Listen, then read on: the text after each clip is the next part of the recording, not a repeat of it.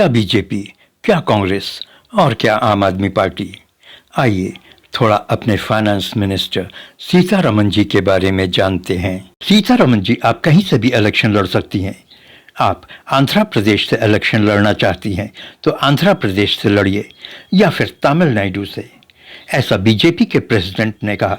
लेकिन सीतारमण जी ने कहा कि उनके पास इलेक्शन लड़ने के लिए पैसे नहीं हैं, इसलिए वो इलेक्शन नहीं लड़ पाएंगी। ऐसा किसी साधारण आदमी ने नहीं कहा है, ये हिंदुस्तान के फाइनेंस मिनिस्टर ने कहा है और ये कोई मामूली बात नहीं है। आज की तारीख में करप्शन इस हद तक बढ़ गया है कि इलेक्शंस में टिकट के लिए लोग कई कई करोड़ रुपए एमएलए सीट के लिए देने को तैयार रहते हैं।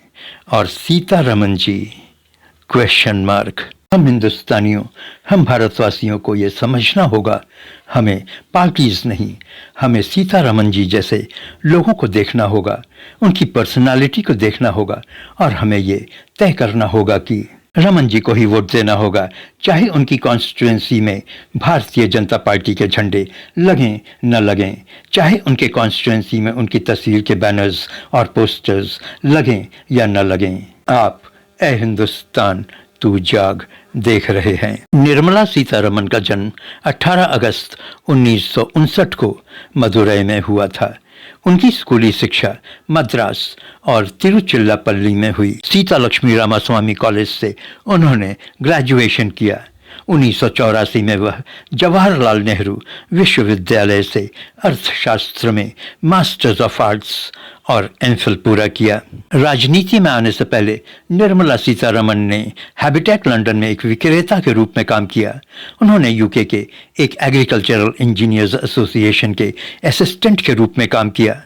बीबीसी वर्ल्ड सर्विस में सीनियर मैनेजर रहीं और साथ ही साथ राष्ट्रीय महिला आयोग में एक सदस्य के रूप में भी काम किया। 2006 में निर्मला सीतारमण ने भारतीय जनता पार्टी ज्वाइन कर लिया। 2010 में वो बीजेपी की राष्ट्रीय प्रवक्ता बन गई।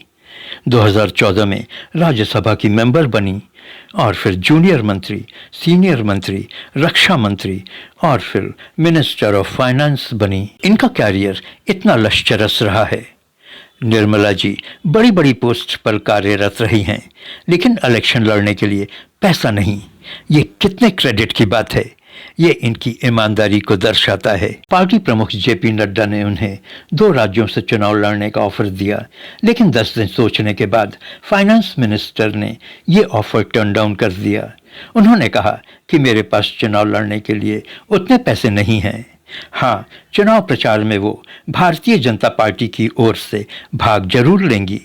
बीजेपी के अलग अलग कैंडिडेट्स की वो प्रचार जरूर करेंगी। अगर पैसों की वजह से निर्मला सीतारमण इलेक्शन नहीं लड़ती हैं तो क्या आने वाले समय में भारत एक ऐसे योग्य और ईमानदार नेता की सर्विसेज से महरूम रह जाएगा? ये तो हमें सोचना होगा। हम 140 करोड़ भारतवासियों को सोचना होगा।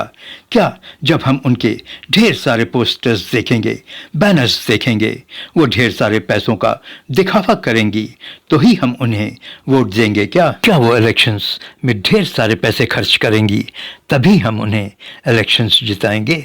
जागो देशवासियों जागो और चोर उच्चक्कों को वोट न देकर उन्हें आने वाले इलेक्शंस में बुरी तरह से हराओ।